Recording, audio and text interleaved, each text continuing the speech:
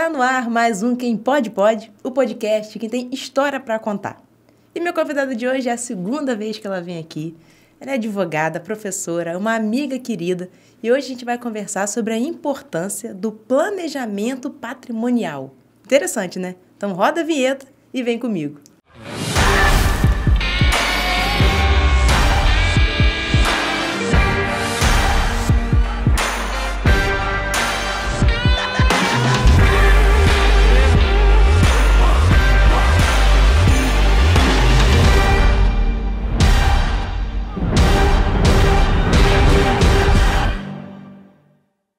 Gente, eu tô aqui hoje com a advogada, a doutora Roberta Ramos, que já veio aqui tem quanto tempo? Tava grávida. 1 ano e 8 meses, né? Porque o Vitor tem 1 ano e 7, tava barrigão. Como é que passa rápido? Passa muito rápido. Roberta veio falar pra gente, né, da primeira vez, a vida dela, por que tinha escolhido direito. E aí agora ela tá com essa situação de planejamento patrimonial.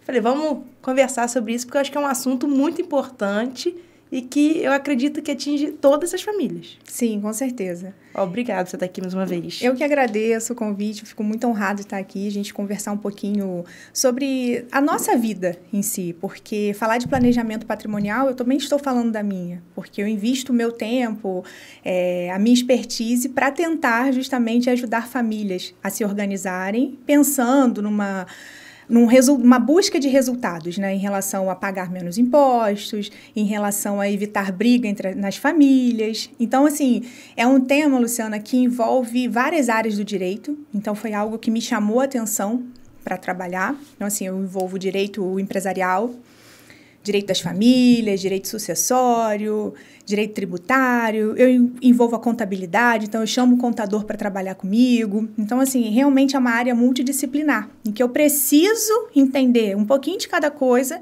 para conseguir entregar o melhor para essa família que pretende planejar o patrimônio, né? Porque planejar o patrimônio, eu estou falando de uma organização. Então, assim, qual é o objetivo da vida das famílias? A gente quer trabalhar para conquistar nossos bens. Então, quando eu falo de planejamento patrimonial, eu estou envolvendo patrimônio e estou envolvendo pessoas, porque são essas pessoas que estão gerindo o patrimônio. Eu falo que eu trabalho com os 2 P's, patrimônio e pessoas. Então, eu tenho que ter a sensibilidade justamente para entender qual é o objetivo dessa família, para a gente realmente planejar o futuro e planejar também o agora, planejar o presente. Mas você quis fazer ir para essa parte nesse momento. Por quê? Porque a nossa vida, eu até estava pensando sobre isso, a nossa vida acontece em inúmeras situações, né? Desde o nosso nascimento. E aí, quando a gente programa a nossa vida enquanto pessoa, eu fui lá, nasci, cresci, fui estudar, minha mãe me incluiu na sociedade, eu me formei, busquei uma faculdade, uma formação, eu me casei, eu tive um filho. Então, esses marcos que acontecem dentro da família, dentro da vida do ser humano, faz com que esse ser humano repense muitas questões sobre os planos, sobre os projetos, sobre aquilo que ele vem desenvolvendo ao longo do caminho. E aí eu percebi que essa volatilidade... Você fala que tem a mudança dos planos, né? Exatamente. Essa volatilidade que acontece na nossa família, ao contrário do que muitos pensam, nos faz o quê? É buscar profissionais para caminharem com a gente. Eu procuro um médico, porque eu vou cuidar da minha saúde, ou porque eu quero fazer um tratamento estético, eu quero melhorar aqui, melhorar ali. Eu procuro um contador, porque eu sou empresária e preciso fazer as declarações lá da minha pessoa jurídica. Eu procuro um advogado para me auxiliar. Então, assim, ao longo da nossa vida, a gente vai caminhando com vários outros profissionais. Isso também é planejar. Tá. Então, eu pensei o seguinte, como advogada, eu sou uma profissional que sou necessária na vida das pessoas. E eu não estou aqui trabalhando simplesmente para quando essa pessoa tiver um problema. Não, eu estou aqui para caminhar ao lado dela como parceira e para planejar, na verdade, essa vida. Claro que tudo pode mudar. O nascimento de um filho impacta. Aquele que não pensava no seguro de vida, talvez agora vai pensar. Numa casa maior? Tipo assim, numa casa maior. Entendi. Então, assim, a gente começa a participar dessas estruturas que são criadas pela própria pessoa. E aí pode parecer, nossa, mas o advogado, ele está presente nisso? Sim, o advogado vai estar presente nisso. Planejando o patrimônio e ajudando essa pessoa a gerir. Para quê? Para que o patrimônio se perpetue. Hoje, eu, enquanto mãe, o que eu penso? O que eu tenho hoje, eu quero perpetuar. Eu quero permitir que o Vitor consiga caminhar lá na frente, recebendo daquilo que eu programei, ou não. Ah, eu casei, qual é o regime de bens que eu vou adotar no meu casamento? São perguntas da vida cotidiana, mas que impactam juridicamente. Então, eu até falo, o direito, Luciana, ele caminha organizando a sociedade. Então, eu tenho vários ramos do direito para isso. Enquanto a sociedade vai caminhando, o direito está indo lá, arrumando a sociedade. Através das leis, através dos decretos, entendeu? Através dessas instruções aí que a gente tem justamente para organizar a vida em sociedade. E, tipo assim, mas esse planejamento patrimonial, o que seria? Tipo assim, para quem que é? Para todo mundo. Eu falo que toda família pode pensar em planejamento patrimonial. Isso em família ou um ser, um indivíduo? Um indivíduo. Tá. Todo mundo pode pensar em planejamento patrimonial. Tendo constituído família ou não tá solteiro ainda, sei lá. Exatamente. Ah, eu sou um empresário. Eu estou querendo empreender. Agora eu vou ser empresário, vou ser sócio de uma sociedade. Preciso pensar em planejamento patrimonial? Preciso. Por quê? Ser empresário hoje é assumir riscos. Então, quando a gente planeja o patrimônio do empresário, a gente visa o quê? Vamos minimizar os riscos? Vamos estudar a responsabilidade que esse sócio tem perante essa sociedade? Qual vai ser a atividade empresarial que ele vai desenvolver? Vai lidar com o consumidor? Sabe? Então, a gente tem que pensar realmente, ter uma visão macro da vida daquele indivíduo e não simplesmente olhar para ele como somente o CPF. Eu não estou olhando só o CPF daquele indivíduo, eu estou olhando além todas as outras atividades que ele assume em vida. Seja na qualidade de pai, seja na qualidade de empreendedor, seja na qualidade de marido, seja na qualidade de amigo. Então, essa é a nossa ideia. Então, tipo assim, esse planejamento patrimonial seria um auxílio de uma organização do patrimônio daquela pessoa, é isso? Isso mesmo. A gente organiza o patrimônio em vida, pensando na estrutura dele para o agora. Então, assim, eu quero... Como assim? Um exemplo. Imagine só um empresário que ele está entrando está constituindo uma empresa agora. Tá. Então, a gente organiza o patrimônio, por exemplo, dessa empresa. Para quê? Para proteger o CPF desse empresário. Por quê? Quando eu constituo uma pessoa jurídica, isso tem que ficar bem claro, né? O empresário, quem é o empresário? Quem exerce a atividade? É a pessoa jurídica. Quem é que se apresenta perante a sociedade civil, perante os consumidores? É a pessoa jurídica, é a PJ.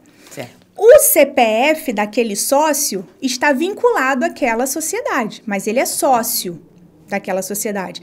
Aquele sócio não é um empresário. Só que, a depender do tipo societário que ele elege, por exemplo, uma sociedade limitada, que todo mundo é a mais utilizada no Brasil, o tipo societário. Sim. Aquele CPF está atrelado ali ao patrimônio daquela pessoa jurídica. Mas, a depender da situação que aquela pessoa jurídica se envolve, por exemplo, um acidente, sim, questões trabalhistas, aquela situação pode atingir o quê? O CPF daquele sócio.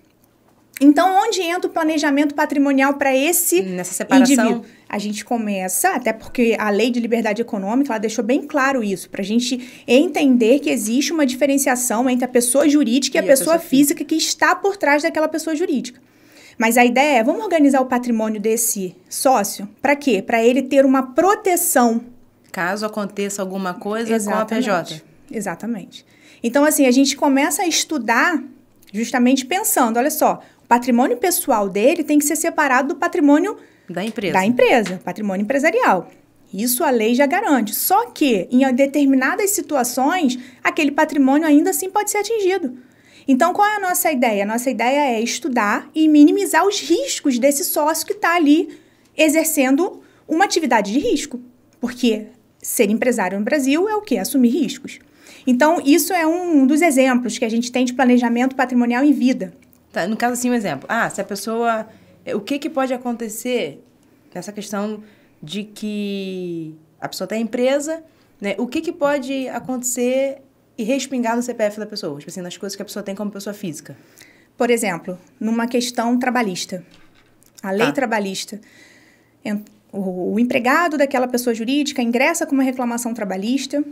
Aquela pessoa jurídica, em algum momento, oculta bens ou, em algum momento, tem uma confusão patrimonial, com aquele sócio faz uma retirada de prolabore diferente. Começa a ter uma confusão patrimonial ali entre CPF e CNPJ.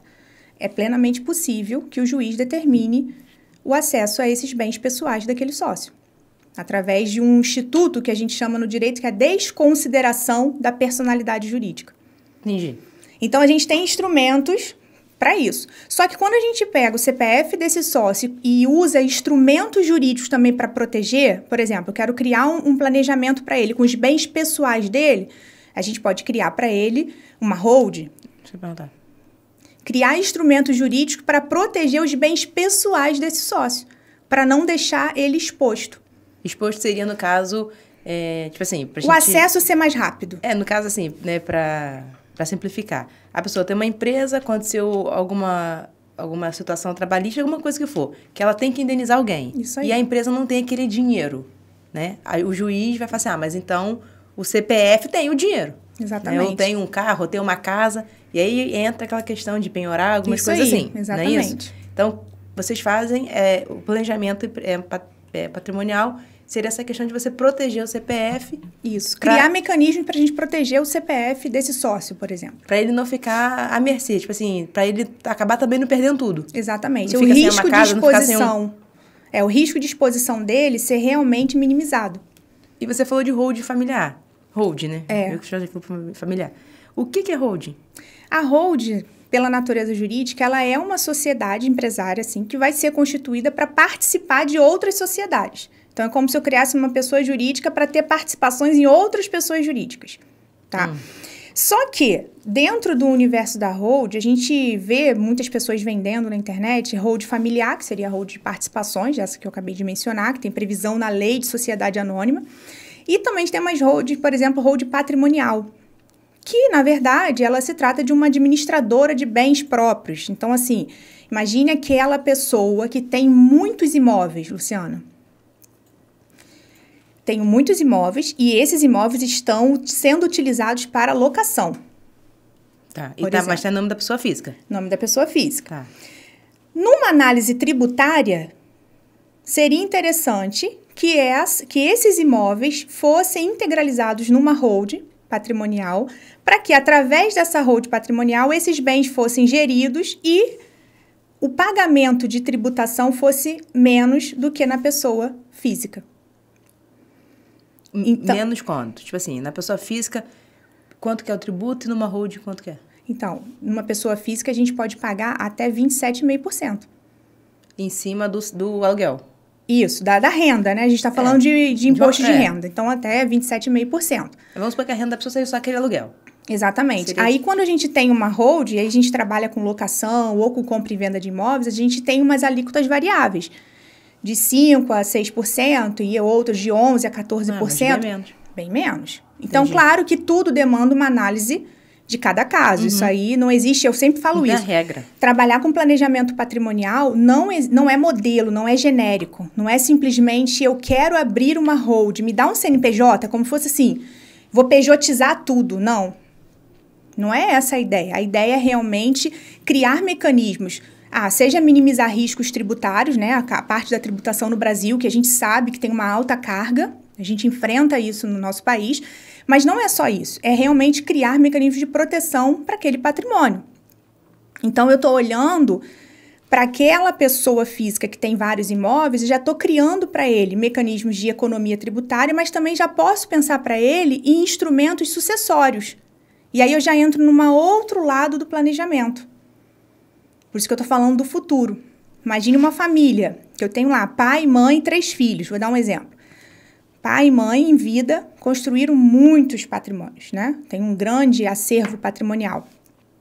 Pode ser criado, dentro do planejamento dessa família, uma hold, integralizar todos esses bens dentro dessa hold, e dentro dessa hold, através das cotas, da transferência de cotas, porque quando eu levo os bens imóveis para dentro da hold, eu transformo aquele valor patrimonial em participação societária. Eu estou falando ali das cotas sociais, né? Entendi. Uhum. Eu levo para integralizar o quê? O capital social daquela pessoa jurídica que está sendo construída.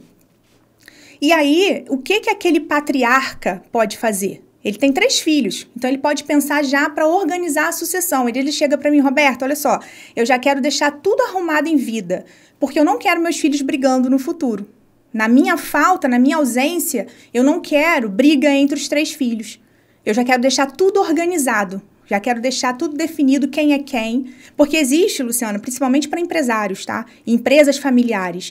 Existe uma grande diferença entre herdeiro e sucessor. Sim. O herdeiro, ele quer receber o dinheirinho dele, botar dentro do bolso e usufruir. O sucessor, não. O sucessor é aquele que pega na mão do patriarca e vai trabalhar junto, e quer aprender do negócio, e quer perpetuar aquela atividade. E hoje, estatisticamente, a gente vê de 100 empresas no Brasil, somente 20% tem sucessor para a segunda geração, ultrapassam a segunda geração. Estou falando assim, começou com os pais, passou para os filhos e deu certo.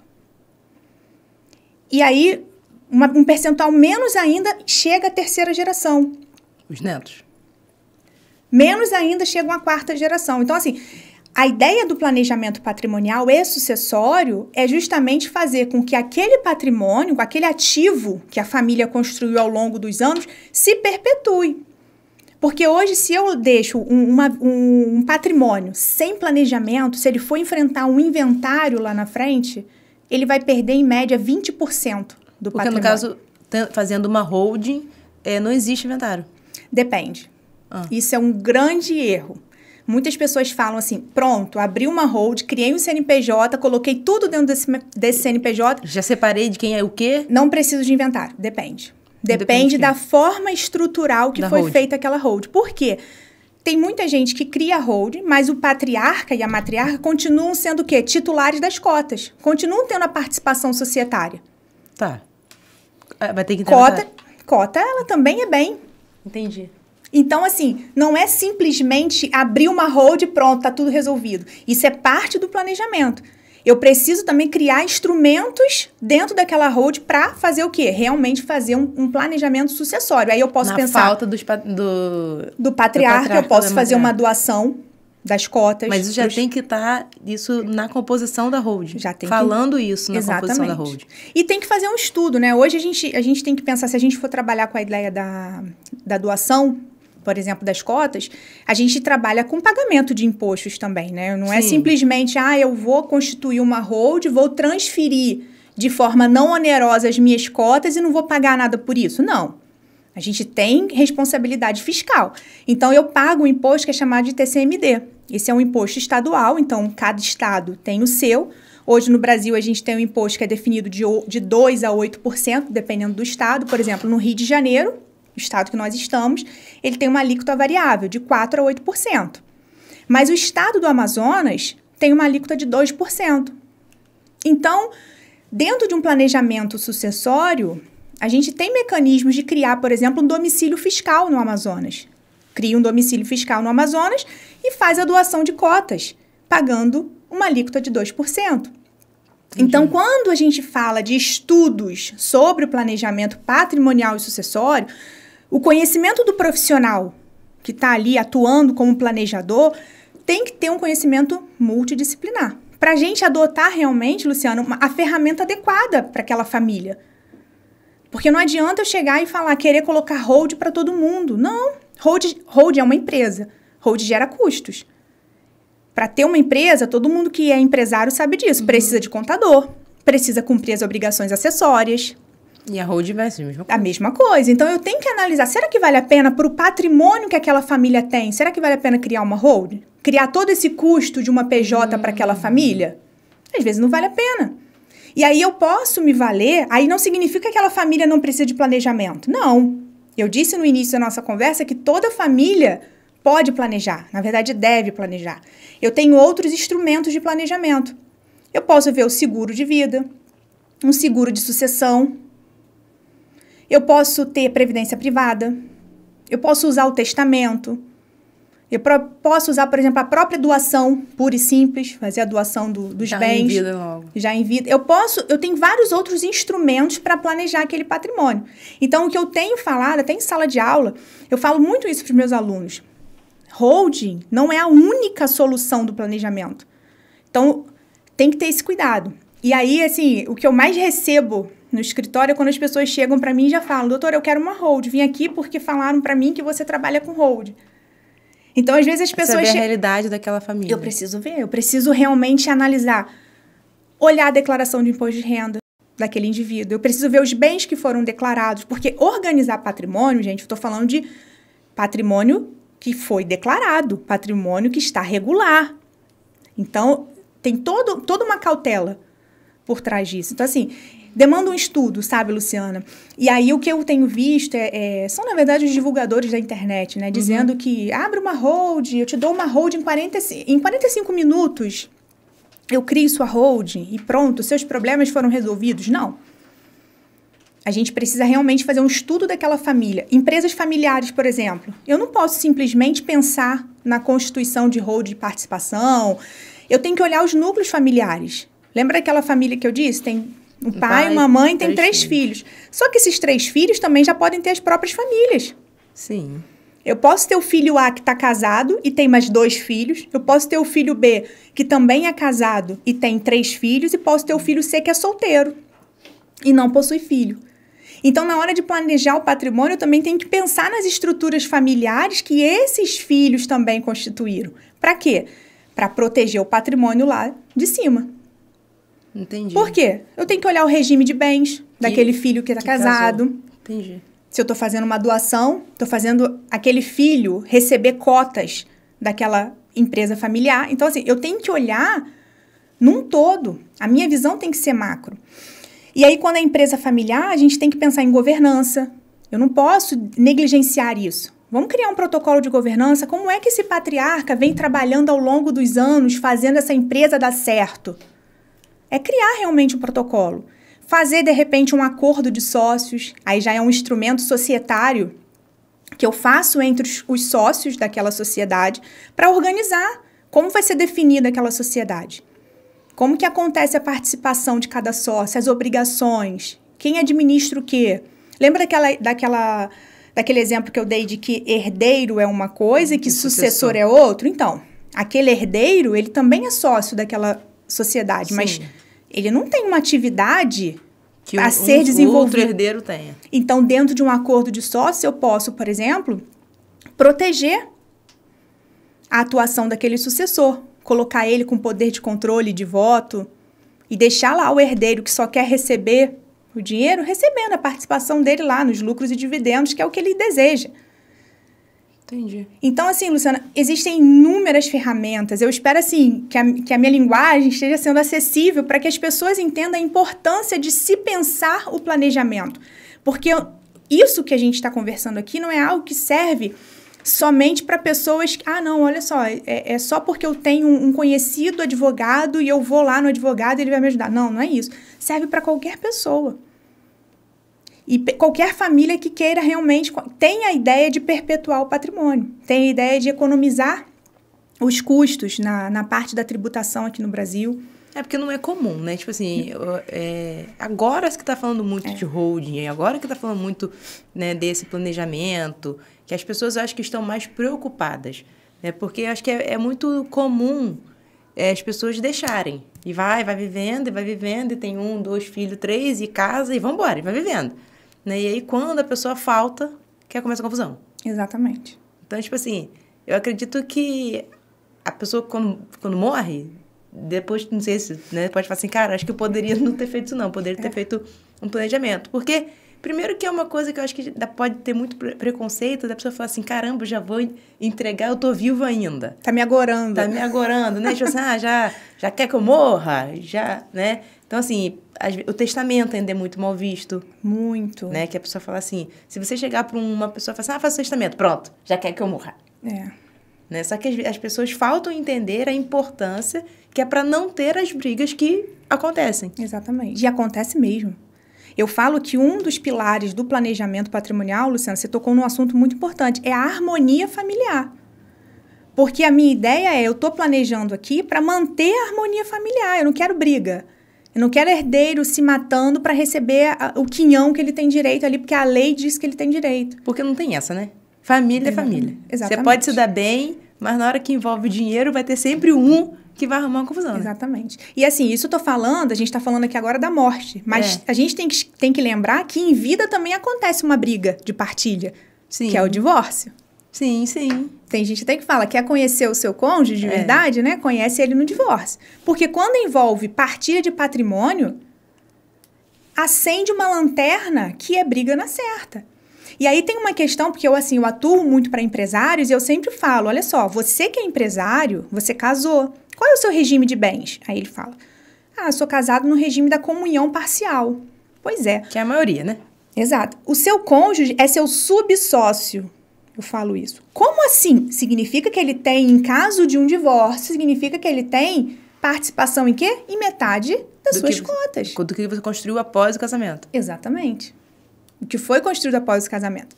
O quê? Que absurdo é isso? Isso nem não trabalhou, existe. nunca me ajudou. Não trabalha, não faz... Não, peraí.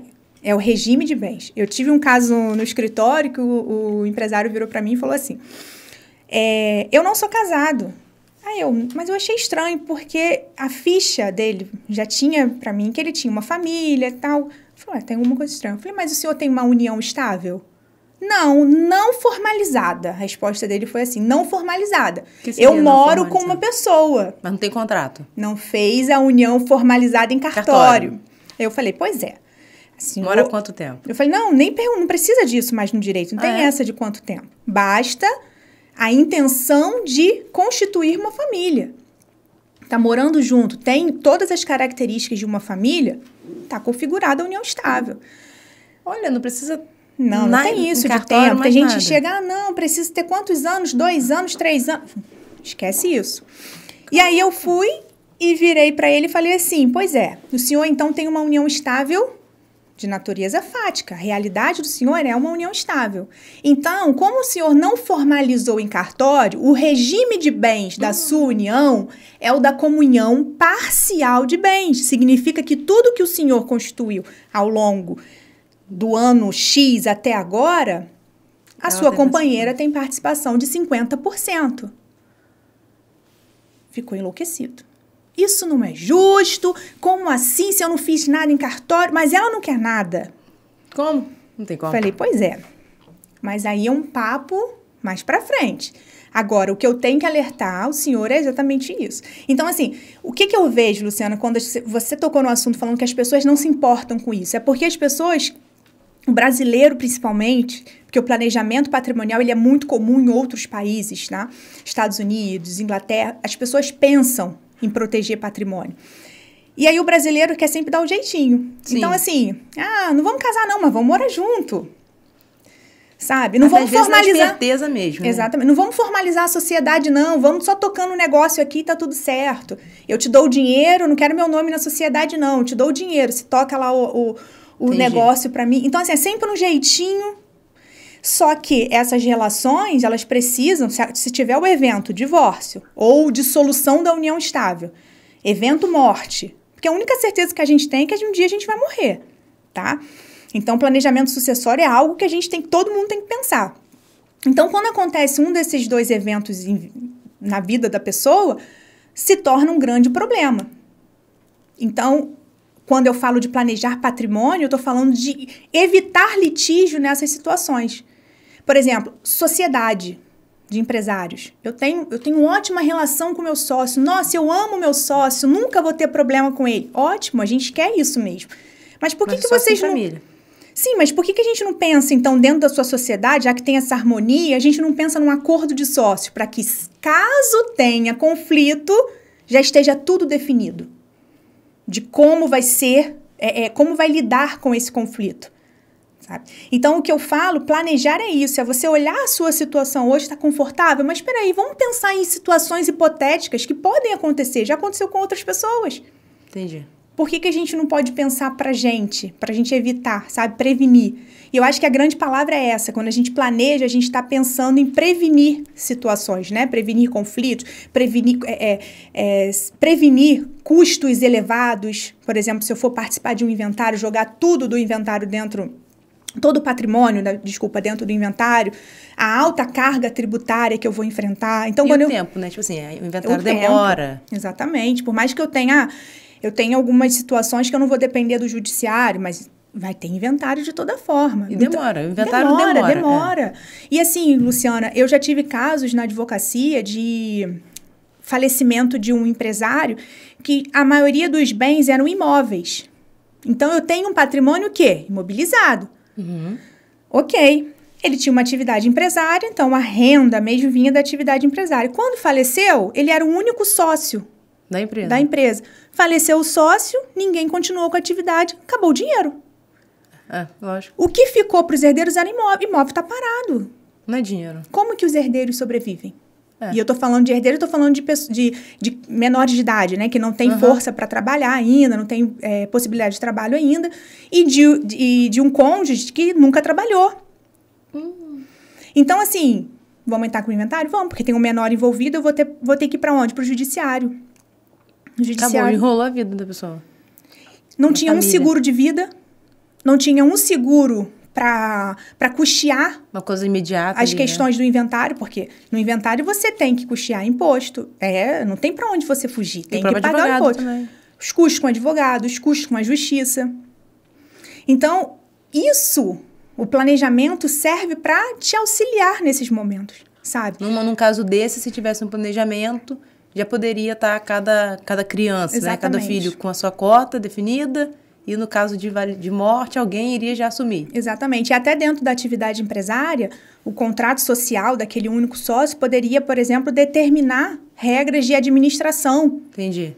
Para que houvesse uma pessoa para administrar a empresa por um tempo, pelo menos para retirar o dinheiro das contas, porque as contas são bloqueadas.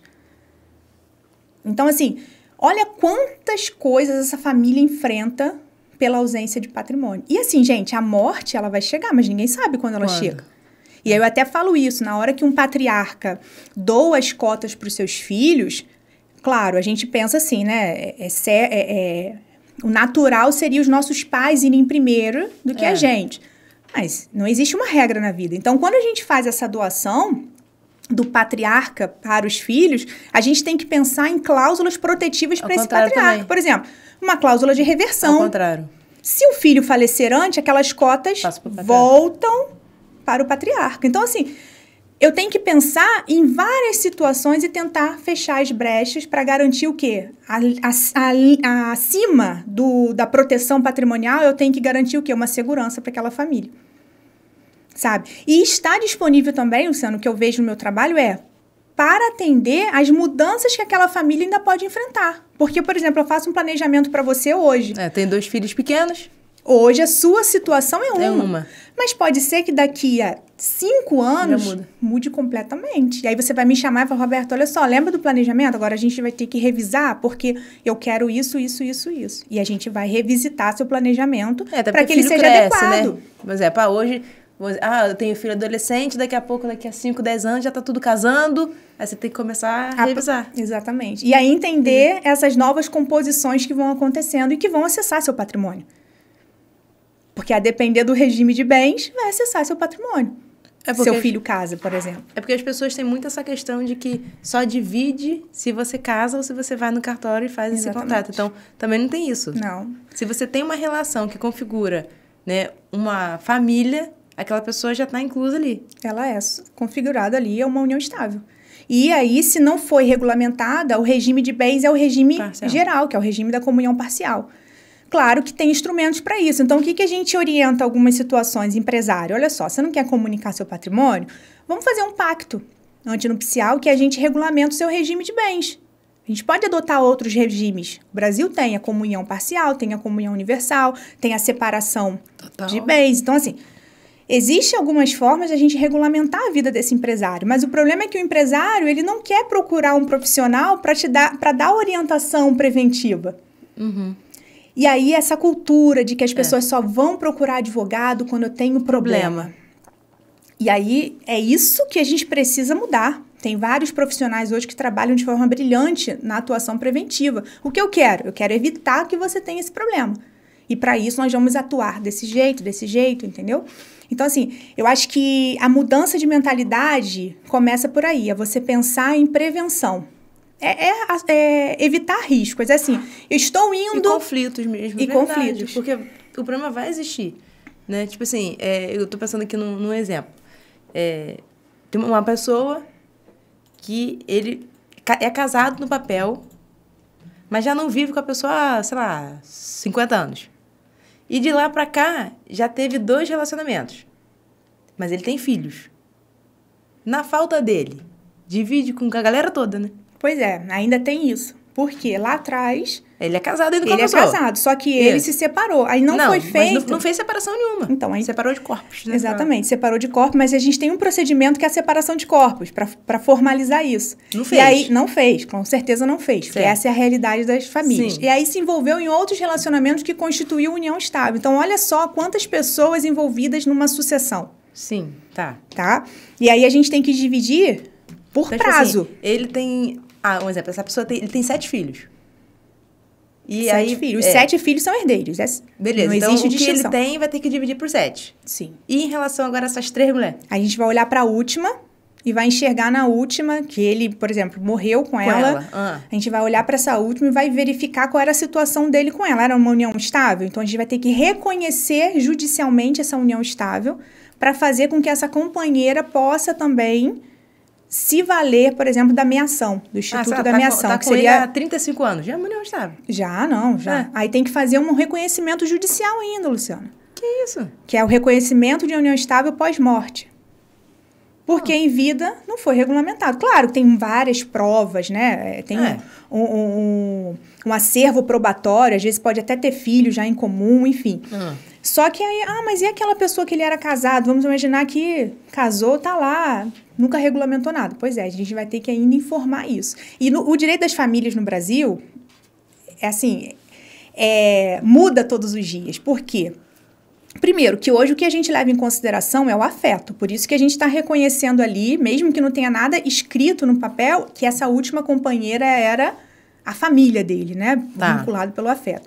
Mas tem vários estudos hoje no direito brasileiro que tenta reconhecer direitos às famílias paralelas. Sabe aquela pessoa que tem várias famílias? E elas se conhecem. Então, assim... Jesus! Olha como o direito tem que estar sempre... O profissional tem que estar sempre atualizado, sempre em constante aprendizado. Pra saber como que você vai lidar com uma situação dessas. Com uma situação dessas. Por quê? Essas situações existem, gente. Lembra que eu falei que o direito, ele corre atrás da sociedade para ir arrumando o que a sociedade faz? É justamente isso. Porque as pessoas não estão preocupadas se existe proibição na lei ou não. As pessoas vão fazer. E as relações, elas vão acontecer. Sim. Então, o direito, ele tem que resolver. E isso tem impacto no direito das famílias? Tem, mas também tem impacto no direito previdenciário. Imagina só que essa pessoa aí tinha lá a contribuição, né, do INSS. Para quem vai essa previdência? Sabe? Então, olha quantas situações da vida dessa família... Vai para a última companheira? Não vai? A gente precisa resolver. Sabe? E aí, a gente ainda tem uma situação um pouco complicada, né, em alguns órgãos públicos, que é isso. Imagina que aquela primeira mulher dele, que é casada no papel, chega lá no INSS e entrega a certidão de casamento. Olha a prova. É uma presunção de quê? Ela que receberia, né? Olha, eu tô entregando. E aí, a outra, mas peraí, eu vivo com ele há 35 anos. Olha a confusão das relações. Aí a outra tem que ingressar com uma ação, reconhecer a união estável, para ir para o INSS, para provar que, na verdade, quem tem direito é ela. Isso se é do meio do caminho também, que viveu não sei quantos anos também no CMD, né? Aí essa é um pouco mais difícil, porque presume-se que em vida ele estava vivo e ele resolveu a situação dela em vida, né? Isso a gente está falando de questões sucessórias. Mas, assim... É um mundo de situações. Hoje a gente não pode achar... Por isso que eu falo que o planejamento ele não é um modelo genérico. Não adianta você jogar no Google assim... Contrato social de uma holding, né? E pronto, essa holding vai servir para todas as famílias que a gente atender. Não é assim. O planejamento patrimonial e sucessório ele tem que ser pensado de acordo com a situação daquela família. Da realidade, né? Da realidade. O que aquela família constitui. Exatamente. Se vai ser vantajoso ter a holding ou não. Porque às vezes a família tem pouca... Assim, né? Não tem uma coisa muito... Não faz sentido, não tem muito por exemplo... é mais fácil fazer um testamento. Às vezes uma família tem muitos ativos. Tem investimento. Talvez não seja interessante para ele constituir uma PJ para participar desses investimentos. Porque o custo da tributação dele vai ser muito alta. A holding seria para quem tem muito imóveis? O melhor seria... É bem aconselhável, porque a gente teria a holding patrimonial, tá? Mas eu também posso ter a holding de participações, que aí a gente tem uma construção de uma pessoa jurídica para constituir relações societárias daquela família. E aí essa holding, ela vai ter participações em outras empresas. Por exemplo, imagine que a família já tem uma atividade operacional. Tem uma empresa ali operacional. E aí ela cria uma holding familiar para essa holding, na verdade, ser titulada a operacional dela. E aí, quem faz parte da holding? É a família. Entendeu? Então, a gente tem a holding de participações. Na verdade, pelo CNAE, que é o cadastro, né, das atividades, a holding é o que as pessoas falam de familiar, né, que seria de participações. E a familiar, a gente está falando aí de uma administradora de bens próprios, por exemplo, né, que seria indicado para essa família. E o testamento? Tipo assim, uma pessoa, não tem muito bens, né? Como você falou, tem mais ativos. É para a pessoa fazer um testamento. No caso, seria para essa família, que não tem muitos imóveis, né? Uma família... seria melhor um testamento, mais ou menos, né? A grosso modo, né? Sem você analisar muito bem um testamento. O testamento é uma excelente ferramenta do planejamento sucessório. Tá? A gente só tem que ter alguns cuidados com ele. A gente, assim, por que eu falo isso? Porque se a família está querendo fugir da burocracia de um judiciário envolvido, a gente tem que pensar o testamento com cautela. Mas é um excelente instrumento e pode ser que seja realmente o mais indicado para determinadas famílias. Tá.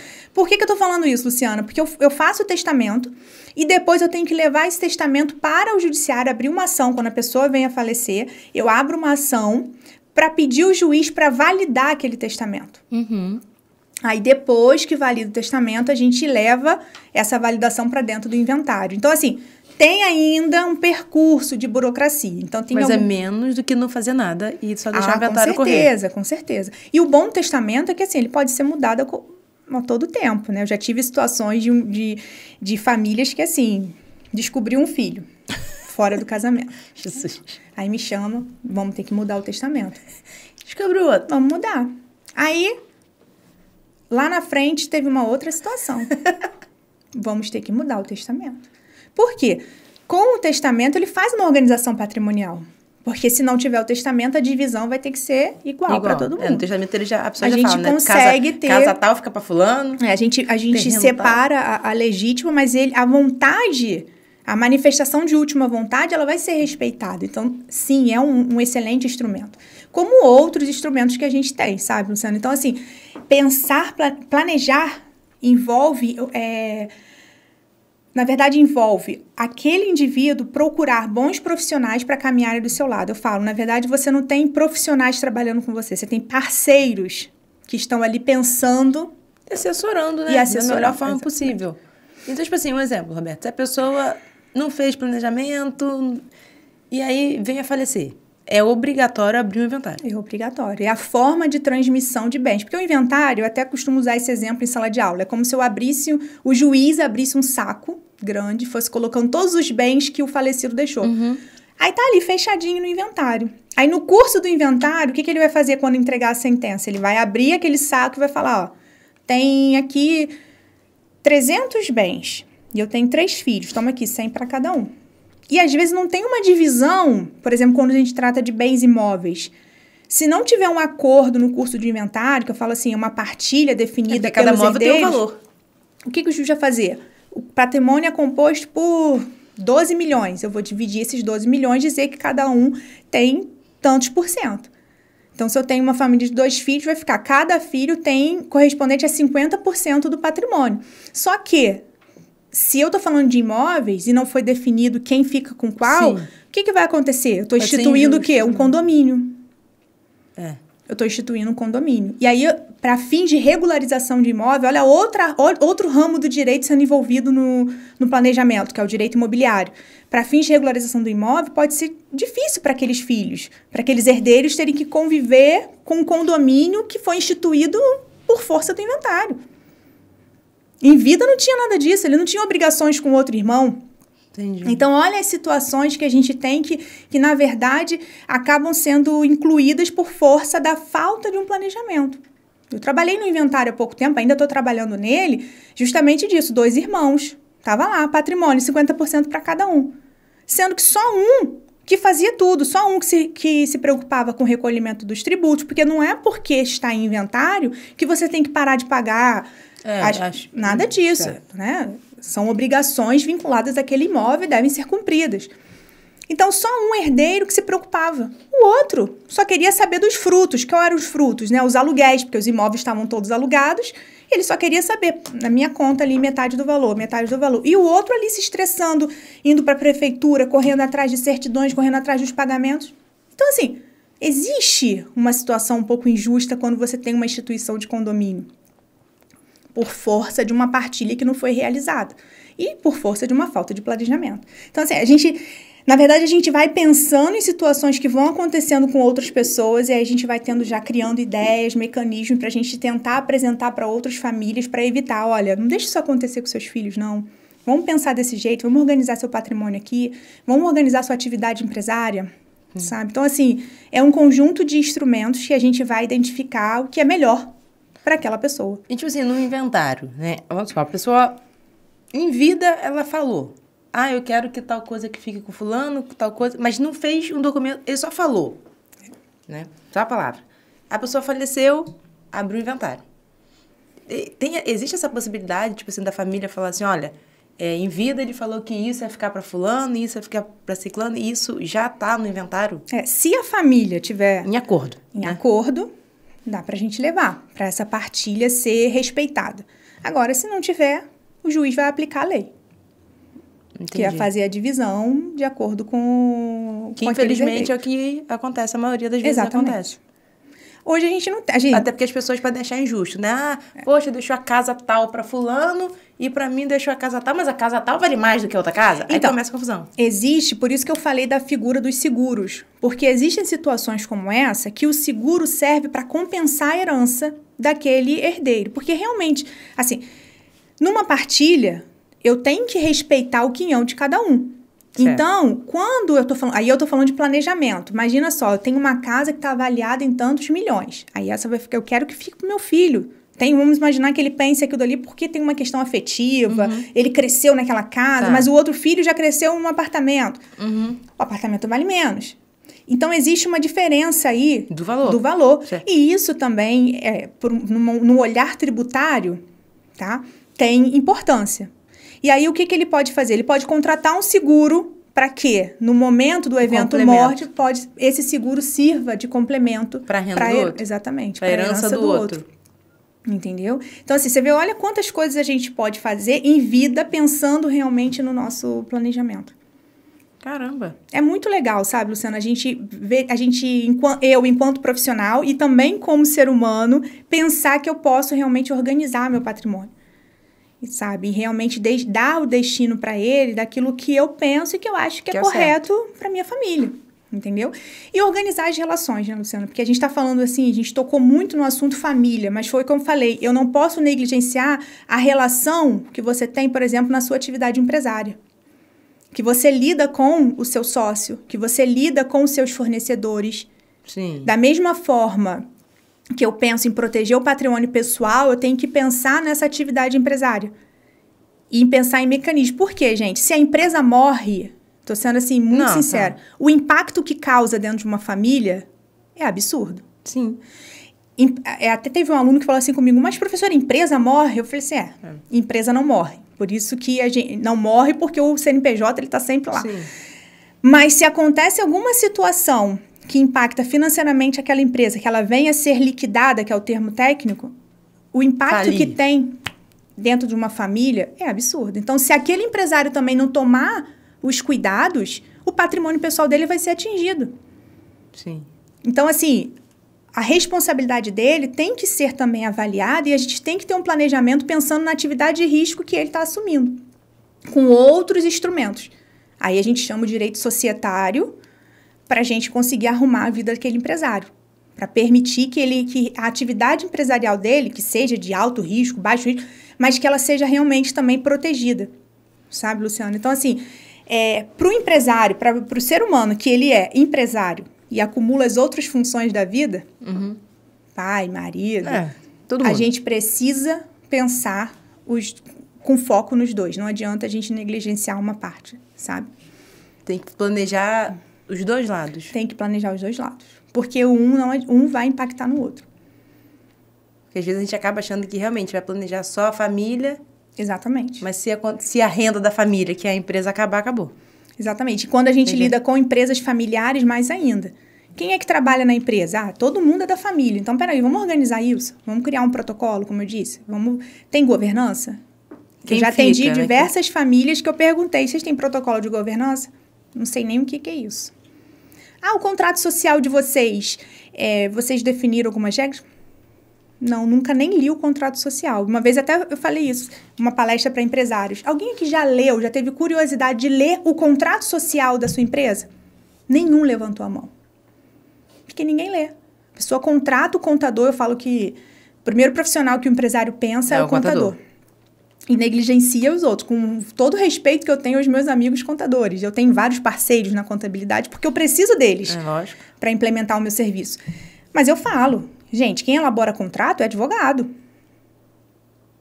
O contador vai levar registro, o que ele faz, o contrato que ele faz não é que seja errado. É um contrato, pelo contrário, aprovado pela junta comercial, é um contrato que está lá, normalmente é o modelo que o DREI disponibiliza, que é o departamento, né? Mas, espera aí, esse contrato social realmente atende à realidade dessa empresa? Às vezes, não. Só que a pessoa só vai se dar conta disso, o empresário, quando der algum problema. E o erro não é do contador, não é nada disso. O erro é do empresário. Que leu. Não, que nem leu, não. Que, na verdade, não se preocupou em pensar que, para ele, as cláusulas daquele contrato devem ser diferentes. Não se preocupa com isso. Só quer um CNPJ. A pessoa o empresário do Brasil, ele pensa, só quer um CNPJ. Quanto você me cobra para abrir minha empresa? Aí o contador dá lá. E é o que eu sempre falo, a advocacia, quando a gente trabalha com planejamento patrimonial, voltado para empresários, e também pensando já no viés sucessório. Eu não estou aqui com serviço de prateleira, sabe, Luciana? Pegando ali, isso aqui serviu para a Luciana, vai servir para a Ana. Não tem como. Não existe isso. Eu estou realmente oferecendo um serviço personalizado. Pensando, um serviço inteligente, pensando na realidade que você vive, que é diferente da minha, que é diferente do outro. Então, eu acho que é isso que o empresário tem que pensar. E se ele assume posições de risco no negócio dele, ele tem que se proteger. E proteger quem ele mais ama, que é a família. Senão as pessoas vão ficando cada vez mais vulneráveis. Exatamente. E eu falo, né? A gente está numa geração que nós como profissionais, eu tô falando nós porque são todos os envolvidos, né? Contador, advogado, os assessores de investimento, né? Nós funcionamos não só como profissionais, mas também nós somos educadores do nosso cliente. Porque eu não quero te vender um serviço que você não saiba para que ele serve. Eu quero que você entenda o que você está fazendo. Por que você está me contratando? É como se, claro, tem a linguagem jurídica que não interessa em nada. O meu papel é transformar essa linguagem no mais acessível possível para você entender o diagnóstico do seu caso.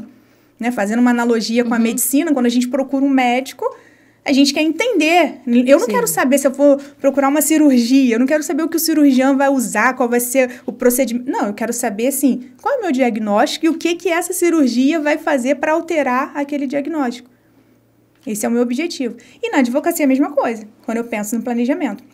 Então, o meu cliente ele tem que entender, ele tem que ser capaz de conseguir compreender o porquê que a gente está aplicando determinados mecanismos, né, instrumentos para fazer o planejamento dele como empresário e enquanto família.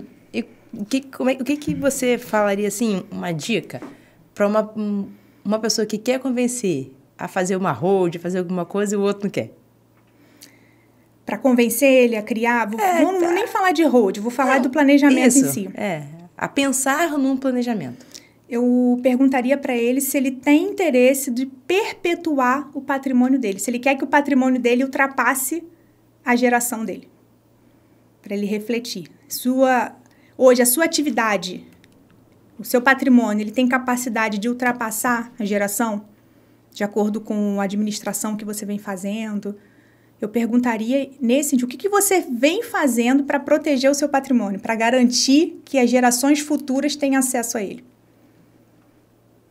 Porque não é só a pessoa... eu vou deixar tal coisa, mas... Não. Deixar enrolado não deixa nada. Exatamente. Ou pode até deixar também, mas o sucessor também tem que... Exatamente. Saber lidar tem que saber lidar com essa situação. Com essas outras questões. Então, tem que ter mais uma cultura, né? A gente não tem essa cultura. A gente tem que aprender a ter essa cultura de um planejamento. Sim. É pensar realmente, é programar a vida. Realmente a gente não pensa. Não é deixa a vida me levar. Não existe isso. Mas não pensa mesmo, não. Não Acho existe. Que a maioria não pensa. E depois alguém vai padecer. Seja em vida, através de alguma circunstância que aconteça. Por exemplo, já tive situações de empresário ser surpreendido com uma doença em família. E todo o patrimônio dele ser utilizado... Para reverter aquilo, tentar reverter. Para tentar reverter. Mas, Roberto, por que você está falando disso? Mas cadê a programação desse empresário para tentar minimizar esses riscos? Cadê um seguro? Seja um seguro dele, quanto pessoa física, sócio. Cadê o seguro da pessoa jurídica? Porque se ele se afasta daquelas atividades, ele tem que pensar quem é que pode me suceder por um período, ainda que eu esteja afastado para tratar de doenças. E aí, e o meu prolabore? Quem que vai pagar nesse período? Sabe? E a empresa, se aquela pessoa que vai me suceder ainda não tem a expertise que eu tinha, como que ela sobrevive? Cadê o seguro empresarial? Sabe, para ser uma como se fosse uma poupança para segurar ali até... Já teve situações de pessoas perderem 100% do patrimônio por conta de uma situação. E ninguém tá livre Não. disso. Por isso que eu falo, planejar é você pensar nos riscos de uma maneira macro. Então, quando eu falo todas as possibilidades mesmo, todas as possibilidades. Quando eu falo de 100% do patrimônio, foi um exemplo. Mas, por exemplo, imagina aquele que levou tudo certinho, nada aconteceu ao longo da vida. Mas se ele vem a falecer, é certo ele perder 20% do patrimônio dele por conta do inventário. É certo. Então, ele não está transmitindo já mais 100% do patrimônio. A transmissão vai acontecer de 80%. Certo. Entende? Então, quando eu falo do planejamento, eu volto a dizer, perpetuar patrimônio, eu não estou dizendo que você não vai ter custo nenhum, não é isso. Mas você vai ter um custo bem menor.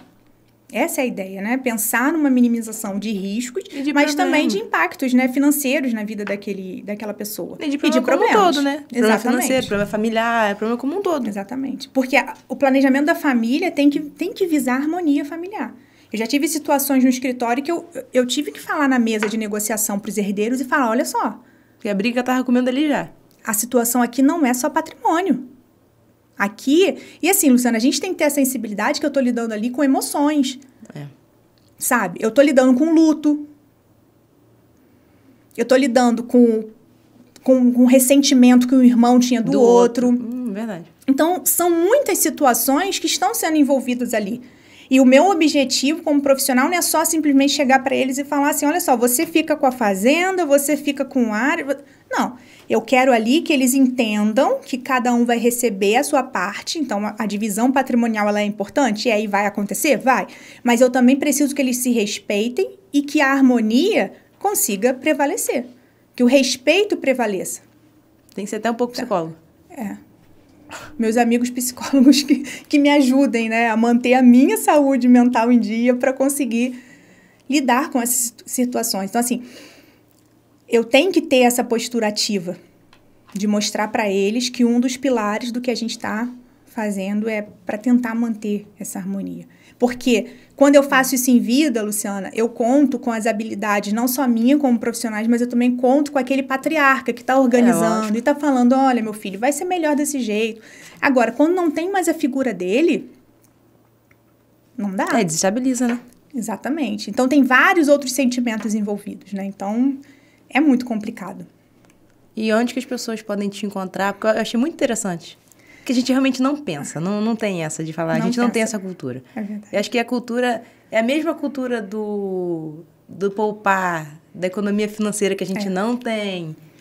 Não existe, eu acho que é do brasileiro, não tem essa questão, né, de você ensinar a economia na criança desde pequeno. E a mesma coisa é o planejamento, que a gente não ensina. Acho que começa a ensinar depois que você começa a aprender. Verdade. Acho que hoje você já é uma outra mãe. O seu pensamento do que você vai ensinar para o Vitor já é diferente. Com certeza. Né? Então, a gente eu já comecei o meu planejamento patrimonial da minha família, né? Dentro da minha vida com o meu marido e com o Vitor. Eu já iniciei o nosso planejamento. E eu falo isso. Pode ser que daqui a 5 anos eu mude ele todinho, sabe? Sim. Mas a gente já começou o planejamento. Porque a gente não sabe o dia de amanhã. Mas é uma cultura que a gente acha que a gente tem que implantar. Exatamente. Né? E eu gostei muito do assunto. Achei muito interessante, muito claro, né? Porque é uma questão que envolve a família, ela vai passar por isso em alguma situação. Né? Em alguma situação. Tem até o caso que as pessoas falam assim, mas eu sou filho único. Vai acontecer. Vai acontecer. Porque vai ter que abrir um inventário. Exatamente. Então não tem essa, porque às vezes a pessoa acha que a confusão é só quando tem irmão. Sim. Mas não é também. Né? Então, assim, eu adorei o assunto. Eu achei, assim, muito esclarecedor e muito necessário. não, como você falou, não só para o empresário, para todo mundo. Para todo mundo. Mas assim, você falou uma questão de filho único, eu tive uma situação que eu acho até interessante eu comentar aqui rapidinho. De um empresário que tinha filho único e ele virou para mim e falou assim, Roberta, o meu filho não quer continuar a minha empresa. Ele já falou para mim que não quer. O que a gente faz? Como que eu vou fazer se toda a renda da minha família é dessa atividade empresarial? E o meu filho, que é a pessoa que eu pensei, que eu preparei ele... Ele não quer. Ele não quer. E só tem ele. E só tem ele. Então, assim, eu não tô falando nem de renúncia de herança, não é que ele não quer receber o dinheiro do pai. Não é isso. Ele não quer continuar com a atividade. Ele falou, eu quero ser outra coisa. A profissão dele é outra. Então, ele falou, não tem nada a ver. Eu não posso também ser infeliz, né? E ele falou comigo, eu não quero. Aí, a gente já pensou para ele outros instrumentos societários. A gente vai pensar no MA, que é uma estrutura de compra e venda de sociedade. A gente vai pensar numa outra estrutura para fazer a composição do patrimônio dele ser diferente e o filho dele receber herança como tem que receber, mas sem dar continuidade às atividades. Então, assim... É um mundo de possibilidades, é um oceano, né, de possibilidades, mas tem que ser pensado com muita responsabilidade. E onde as pessoas podem te encontrar para poder... Hoje, Luciana, eu faço atendimento no Brasil todo, então o digital permite isso, é muito interessante, tem muitas famílias que eu atendo de forma online, mas fisicamente eu tenho um escritório aqui na cidade de Araruama, ali na Avenida Getúlio Vargas, número 221, sala 311. Estou nas redes sociais com @professora.robertaramos e o contato está exposto aí nas minhas redes sociais também. Se vocês colocarem no Google Roberta Ramos Advocacia, também tem todos os meus contatos lá. Adorei. Gostei muito. Que bom, sempre Luciana. Muito bom conversar com você. A gente sempre conversa muito. Mas foi muito esclarecedor. Que bom. Porque acho que não só para mim, mas para todo mundo. É uma questão. Né? Sim. A pessoa fala que a família está tudo muito bem, mas é uma questão. Não tem essa. Então, você saber que você pode ter essa harmonia, né? E proteger e perpetuar é muito legal. Eu adorei o bate-papo, adorei saber um pouco mais sobre o planejamento patrimonial. E parabéns, né? Por Obrigada. Você não parar.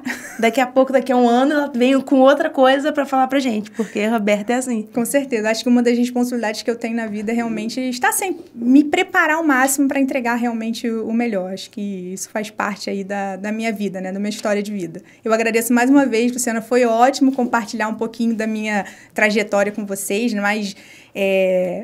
mais uma atividade, né, dentro da advocacia, e para mim realmente é muito importante, não só pela minha história de vida, mas também porque você me conheceu desde criança, então isso é muito legal chegar aqui e compartilhar um pouquinho da vida adulta com você. Foi um grande prazer.